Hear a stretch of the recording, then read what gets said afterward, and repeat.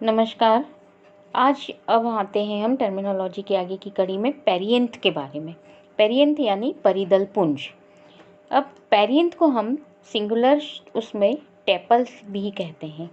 तो पुष्प के यहाँ पर पेरियंथ किसको कहेंगे हम कि पुष्प में जो बाह्यदल है मतलब कैलिक्स और कोरोला दोनों में हम विभेदन नहीं कर सकते हैं। तो दोनों को सामूहिक रूप से मतलब ना तो हम उसको जो कैलिक्स है उसको कैलिक्स कह सकते हैं ना कोरोला कह सकते हैं। इस स्थिति में मतलब ना कैलिक्स है ना कोरोला है तो उस स्थिति में हम उसको कहेंगे पेरियंथ। तो सामूहिक रूप से हम पेरियंथ शब्द का उपयोग किया जाता है उस स्थिति में। और ये पेरियंथ जो है वो प्याज में पाए जाते हैं। इसका एक एग्जाम्पल सबसे अच्छा प्याज में। तो अब पेरियंथ का डिस्क्रिप्शन करने के लिए पेरियंथ जो है उनकी नंबर ऑफ टेपल्स कितने हैं सबसे पहले वो लिखना होता है। उसके बाद पेरियंथ जो है वो कितने चक्कर में व्यवस्थित है, उनके चक्करों की संख्या 1 R2 R3 कितने चक्कर में है वो लिखना होता है। उसके बाद आते हैं हम कोहेजन। तो कोहेजन जैसे कि हम कैलिक्स और कोरोला के लिए कह रहे हैं कि पॉलीसिपेलस पॉलीपिटेलस इस तरह से। तो यहाँ पर हम जो कहेंगे टेपल कहते हैं तो इसको हम कहेंगे यदि पृथक परिदली है तो हम उसको कहेंगे पॉलीटिपलस और संयुक्त परिदली है तो इसको हम कहेंगे गैमोटिपलस। यानी कि पॉलीटिपलस के अंदर परिदल के जो जितने भी उसके अंदर टेपल्स हैं उस चक्र में जितने भी टेपल्स पाए जा रहे हैं वो सारे आपस में जुड़े हुए नहीं हैं, अलग अलग हैं।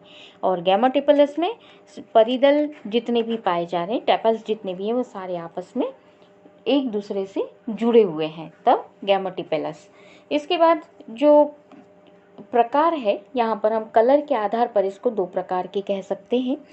तो कलर के आधार पर जो दो प्रकार के ये हैं, तो जब हमको ग्रीन कलर के मतलब बाह्य दल के समान दिखाई देते हैं तो उस समय जैसे कि खजूर में पाए जाते हैं हरे कलर के होते हैं या बाह्य दल के समान दिखाई देते हैं तब उसको हम कहेंगे सेपेलॉइड। और जब ये कलर्ड होते हैं मतलब यदि किसी भी कलर के होंगे तब हम इसको जैसे प्याज में एस्फोडिलस के अंदर प्याजी कलर के मतलब अलग कलर के थोड़े से पिंकिश इस तरह के कलर के होंगे तब उसको हम कहेंगे पेटेलॉइड। अब जो एस्टिवेशन है, जिस तरह से हमने एस्टिवेशन दलों का विन्यास देखा, बाह्य दलों का विन्यास देखा, उसी तरह से इनका परिदल पुंज का भी हम विन्यास जो वेलवेट है ट्विस्टेड है तो उनमें किस तरह का विन्यास पाया जा रहा है, वेलवेट ट्विस्टेड इम्ब्रिकेट वैक्सिलरी किस तरह का पाया जाता है वो वहाँ पर लिखना होता है। इसके बाद जो अगली कड़ी है वो है पुष्प का जो अगला पार्ट है वो है एंड्रोशियम। जो तीसरा चक्र जो है उसके अंदर एंड्रोशियम पाया जाता है। तो एंड्रोशियम जो पुष्प का ये मेल ऑर्गन होता है और इसकी जो सिंगुलर है उसको हम कहते हैं स्टमेन। एक स्टमेन के अंदर एंथर कनेक्टिव और फिलामेंट से मिलके बना होता है। एंथर और कनेक्टिव के बीच का जो हिस्सा होता है जहाँ से फिलामेंट के ऊपर एंथर लगा हुआ होता है वो कनेक्टिव कहलाता है। अब नंबर ऑफ स्टमेन्स कितने हैं वो लिखना होता है कि चक्र में पुंकेसर की संख्या कितनी है, उसके एक चक्र में है, दो चक्र में है या इंडेफिनेट नंबर में है या इंडेफिनेट चक्र में है। इसके बाद हम लिखते हैं कि जितने भी स्टमेन्स पाए जा रहे हैं वो फर्टाइल है या उनमें से कुछ स्टेराइल भी हैं। मतलब सारे जो हैं वो कुछ उसमें से वंध्य तो नहीं है, वो हमको देख के लिखना होते हैं कि नंबर ऑफ स्टमेन्स इतने हैं उसमें से इतने स्टेराइल हैं। उसके बाद कोहेजन, इनका जो अटैचमेंट है कहना चाहिए मतलब कोहेजन किस तरह का है। तो जितने भी स्टमेन्स हैं ये सारे आपस में जुड़े हुए हैं यदि चाहे उसके अंदर उनके एंथर जुड़े हुए हों और एंथर और फिलामेंट ये यदि जुड़े हुए हैं मतलब सारे जुड़कर एक साथ जुड़े हुए हैं या नहीं जुड़े हुए किस तरह की स्थिति है तो उसको हम कहते हैं। यदि सारे अलग अलग हैं जितने भी पाए जा रहे हैं इनके फिलामेंट एंथर सब इन फिलामेंट जो है एंथर सहित फिलामेंट अलग अलग हैं, तब उसको हम कहेंगे पॉलीएंड्रस। और जब ये तंतु आप फिलामेंट आपस में जुड़ते हैं और समूह बनाते हैं, तब उसको हम कहते हैं एडोल्फस। तो एडोल्फस किस स्थिति में कहेंगे? जैसे सारे जुड़कर सारे फिलामेंट आपस में जुड़ के एक समूह बना लेते हैं, तो ऐसे उनको इनके एंथर अलग रहेंगे, फिलामेंट ही जुड़ के एक समूह बना लेते हैं। जैसे चाइना रोज़ है, चाइना रोज़ में सारे फिलामेंट जुड़ के एक ट्यूब जैसी स्ट्रक्चर बना लेते हैं। उस तरह की स्थिति को हम कहते हैं मोनोएडोल्फस। फिर उसके बाद आते हैं हम कि जब पुंकेसर के फिलामेंट आपस में जुड़ के दो समूह बनाते हैं, तो उस स्थिति को हम कहते हैं डाईएडोल्फस। और जब कई सारे समूह बनाते हैं, तो फिलामेंट जुड़ के कई सारे समूह बनाएं, तब हम उस स्थिति को कहेंगे पॉलीएडोल्फस। अब जो दूसरी स्थिति है, एक तो हो गया पॉलीएंड्रस, दूसरी हो गया एडोल्फस स्थिति। में तीन तरह की स्थितियां देख ली, मोनोएडोल्फस, डाईएडोल्फस, पॉलीएडोल्फस। इसके बाद आते हैं हम युक्त कोशी सिंजेनासियस। युक्त कोशी किसको कहेंगे हम? कि जो एंथर है वो परस्पर जुड़ जाएंगे, लेकिन फिलामेंट अलग रहेंगे। तो एंथर जुड़ जाएंगे और फिलामेंट अलग रहेंगे।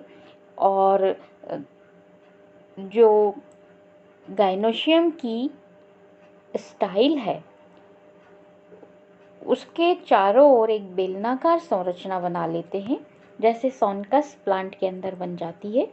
और कंपोजिटी कुल के अन्य सदस्यों में भी इस तरह की संरचना पाई जाती है।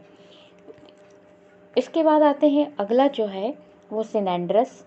सिनेंड्रस स्थिति में क्या होगा कि सारे जो स्टेमेंस हैं ऊपर से नीचे तक, मतलब फिलामेंट और उनके एंथर सब आपस में जुड़ जाते हैं और एक पूरा बंच बन गया, मतलब फिलामेंट भी जुड़ गए और एंथर भी जुड़ गए। उस स्थिति को हम कहते हैं सिनेंड्रस। और इस तरह की जो स्थिति है वो कुकुरबिटेसी, कॉक्सिनिया, कुकुरबिटेसी फैमिली के सदस्यों में दिखाई देती है। ये यहाँ पर आप डायग्राम में देख सकते हैं। ये वाली स्थिति जो है ये चाइना रोज में दिखाई देती है। ये सारे फिलामेंट जुड़ के एक स्टेमिनल ट्यूब बना रहे हैं। और ये मोनोएडोल्फस, ये वाली यहाँ पर मटर में दिखाई देती है। ये स्टेमेंट सारे जुड़ के दो बंच बना रहे, एक अलग रह गया और बाकी सारे एक हो गए। तो ये जो दो बंच है डाईएडोल्फस स्थिति होगी। यहाँ पर ये पॉलीएडोल्फस, कई सारे बंच बन गए हैं। और यहाँ पर सिर्फ एंथर जुड़े हैं, ये फिलामेंट फ्री हैं, ये एंथर जुड़े हैं। तो ये वाली स्थिति होगी सिंजेनासियस स्थिति। और यहाँ पर ये जो है ये सिनेंड्रस स्थिति, यहाँ पर फिलामेंट भी जुड़ गए और एंथर भी जुड़ गए। तो ये वाली स्थिति कहलाती है सिनेंड्रस स्थिति। और ये वाली कुकुरबिटा में हमको दिखाई देती है। इसके बाद जो कुछ और स्थितियाँ हमको दिखाई देती हैं, जैसे कि इपीपेटलस या एपीफाइलस और गाइनेंड्रस। तो इपीपेटलस स्थिति किसको कहेंगे हम? इपीपेटलस स्थिति में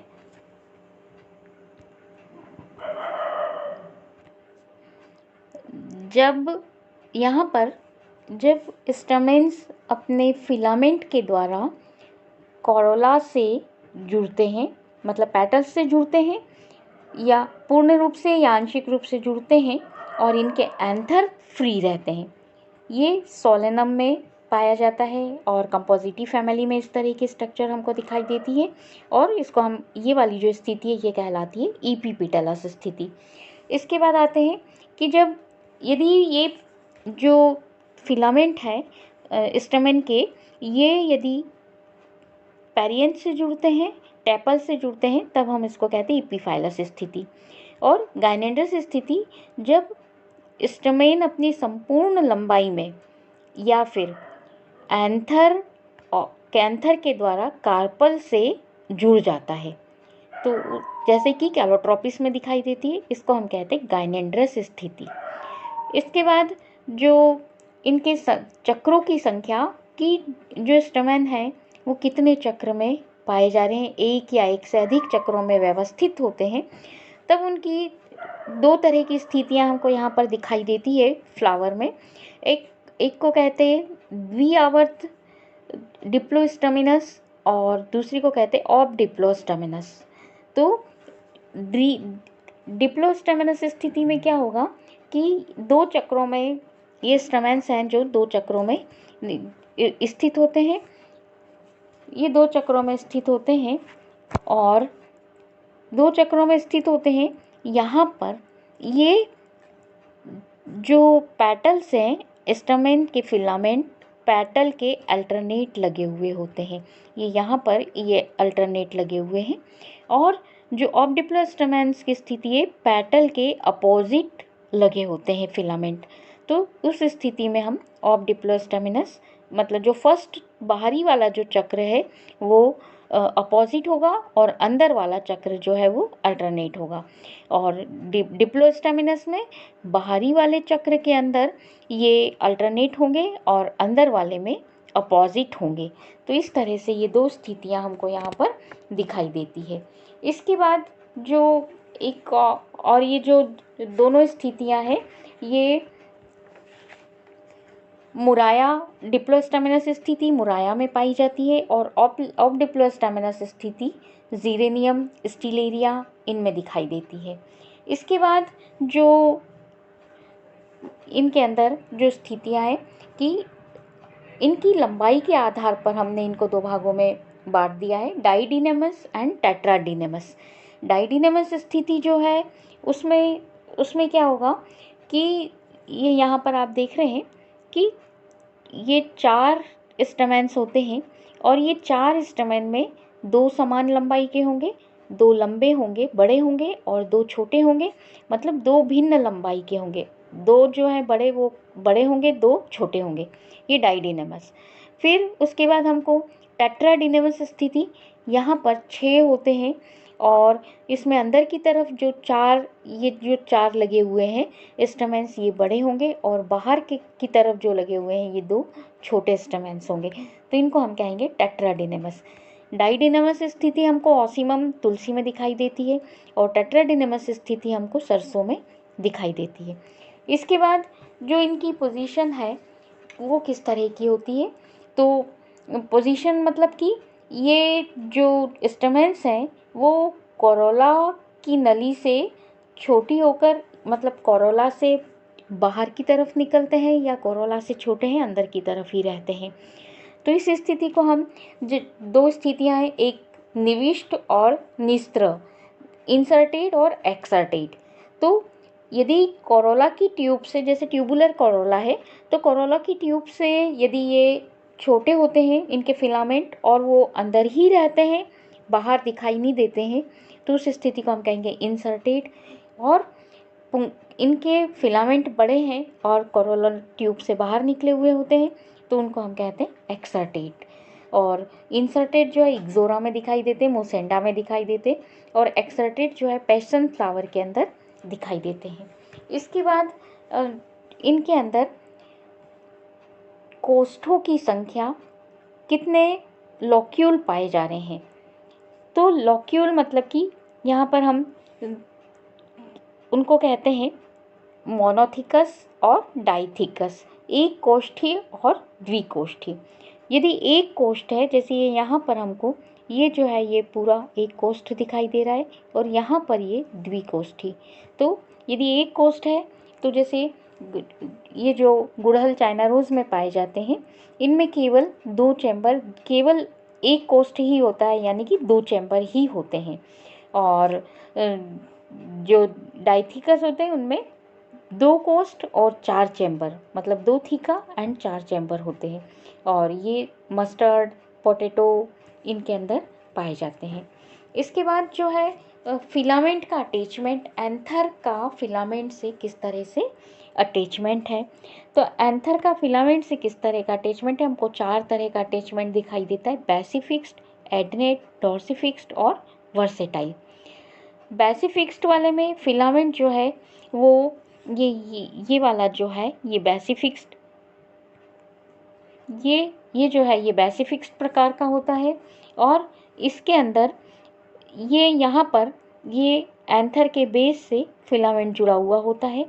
यहाँ पर जो एडेनेट टाइप का है, इसके अंदर जो फिलामेंट है वो एंथर के साथ आधार से शीर्ष की तरफ पूरा जुड़ा हुआ होता है। जो बेसिफिक्स टाइप का है वो सरसों में, केशिया में पाया जाता है। एडेनेट टाइप का जो है वो माइकेलिया में पाया जाता है। डॉर्सिफिक्स्ड, यहाँ पर इसकी पृष्ठ सतह से एंथर फिलामेंट जो है वो एंथर की पृष्ठ सतह से जुड़ा हुआ होता है। तो ये वाला डॉर्सिफिक्स्ड है और ये बहुनिया वैरीगेटा में पाया जाता है। वर्सेटाइल, यहाँ पर एंथर फिलामेंट से इस तरह से अटैच होता है कि ये इसके ऊपर ऐसे दोलन कर सकता है, ऐसे ऊपर नीचे ऐसे दोलन कर सकता है। तो इस तरह से ये जो है वो घास के कुलों में पाया जाता है, पोएसी फैमिली में घास में पाया जाता है और इसको हम वर्सेटाइल अटैचमेंट कहते हैं।